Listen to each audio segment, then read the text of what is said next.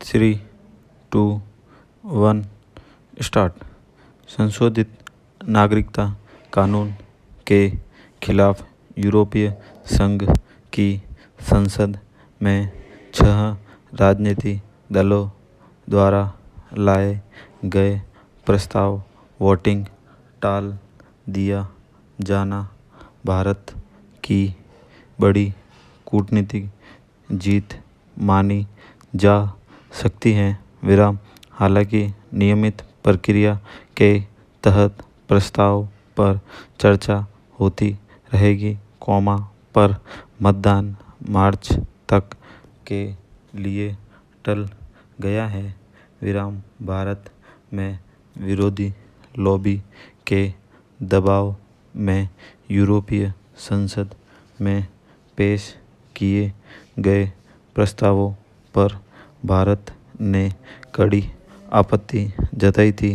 लोकसभा अध्यक्ष ओम बिरला ने यूरोपीय संसद के अध्यक्ष डेविड मारिया सासोली को पत्र लिखकर कहा था कि नागरिकता कानून को भारतीय संसद में दोनों सदनों ने विविधता पारित किया है, इसलिए यूरोपीय संसद का इस बारे में कोई भी फैसला करना हमारी संप्रभुता में दखल माना जाएगा। इससे गलत परंपरा शुरू हो जाएगी। अब मार्च में शुरू होने वाले नए सत्र में ही इस वोटिंग पर हो सकेगी। मार्च में ही प्रधानमंत्री नरेंद्र मोदी वेल्स की यात्रा करने वाले हैं। उससे पहले विदेश मंत्री एस जयशंकर प्रधानमंत्री की यात्रा का आधार तैयार करने वहां जाएंगे।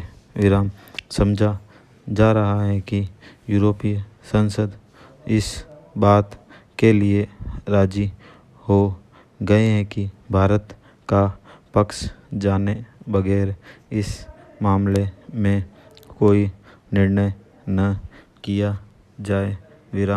दूसरी तरफ पाकिस्तानी समर्थन लॉबी चाहती थी कि ब्रेग्जिट से पहले ही यूरोपीय संसद भारत के खिलाफ प्रस्ताव पास करे।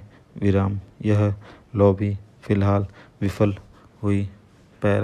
संशोधित नागरिकता कानून 10 जनवरी 2020 से देश भर में लागू हो चुका है।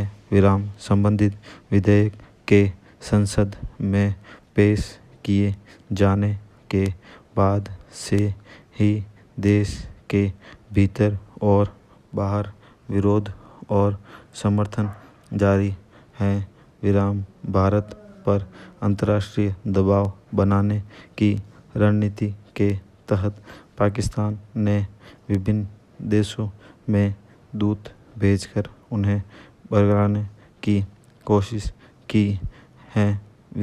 इसी वजह से संयुक्त राष्ट्र में घोषणा पत्र व अन्य अंतर्राष्ट्रीय संकल्पों का जिक्र करते हुए भारत को घेरने की कोशिश की जा रही है। यह संदेश देने की कोशिश हो रही है कि भारत ने नागरिकता कानून में ऐसे बदलाव किए हैं जिनमें आने वाले दिनों में नागरिकता विहीन लोगों की संख्या दुनिया में काफ़ी बढ़ जाएगी।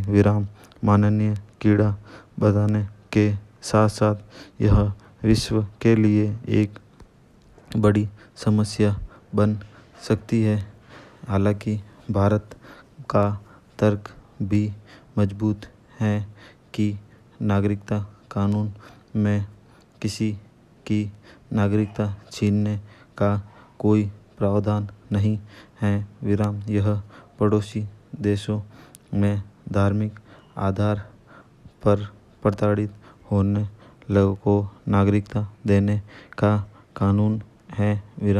यूरोपीय संघ की संसद में सीएए के खिलाफ प्रस्तावों पर चर्चा टलने से अब माना जा रहा है कि यूरोपीय सांसदों को अपने पक्ष में करने के लिए भारत सरकार को पर्याप्त मिल गया है।